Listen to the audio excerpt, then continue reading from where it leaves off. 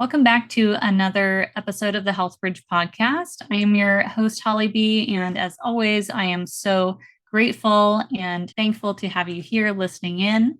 We're going to dive in and explore the story of the Hadza Tribe. And the Hadza Tribe, if you have not heard of them, they are one of the last remaining hunter-gatherer tribes on our planet. They are very well researched and studied, and they do invite outsiders in to explore their culture and experience what it is like to hunt and gather with them. So I'm curious, if you were listening to this from a first world perspective, have you ever found yourself thinking about really the contrasts and differences between our modern quote unquote civilized world and the lifestyles of indigenous peoples like the Hadza tribe? Well, recently I was listening to a podcast by Dr. Paul Saladino, where he was sharing his experiences spending time with the Hadza tribe and hunting and gathering with them.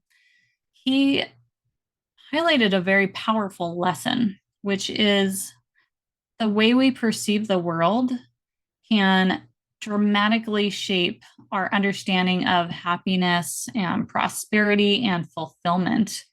So, from our, we'll call it privileged viewpoint, we might look at a tribe like the Hadza as people that are lacking shelter, lacking stability, lacking consistent food sources, lacking health care, right?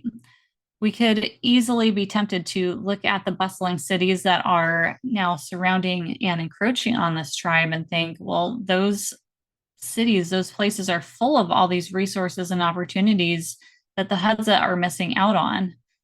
You know, they don't have access to hospitals or access to grocery stores, for example, or schools for their kids. So those poor people must be just lacking in so many ways.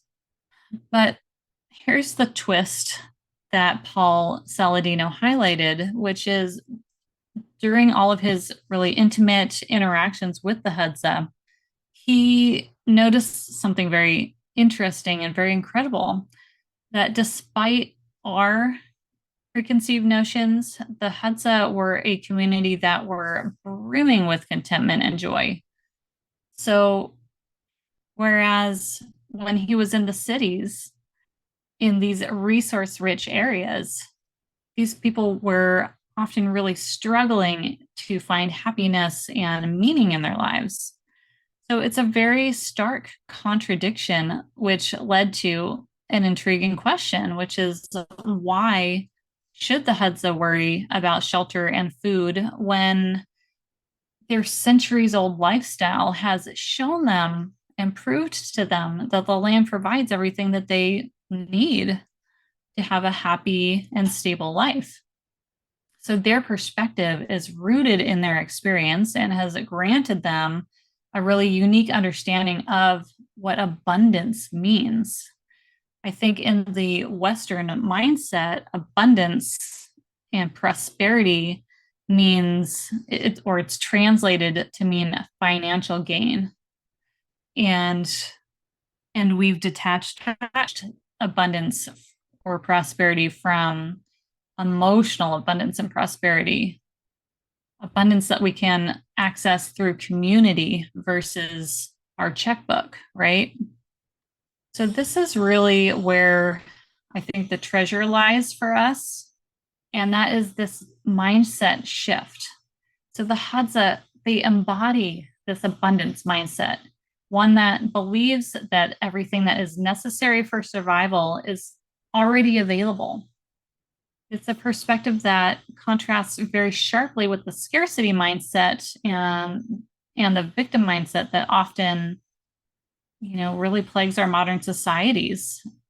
We have all these expectations of what we should be in our life, where we should go in our life, who we should marry, how many kids we should have, what our house should look like, what our checkbook should look like. And we put all of these stipulations on what we need in order to access that abundance mindset and that prosperity consciousness. But the Hadza just, they already have it.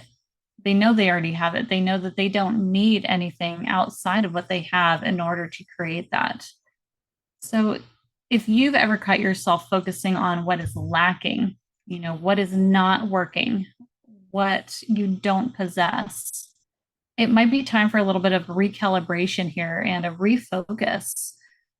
So I want you for the next 3 days to just start paying attention to what is working, what is readily available in your life, and take a moment to just express gratitude and give thanks. And it can just be a moment, and you can start with the small things.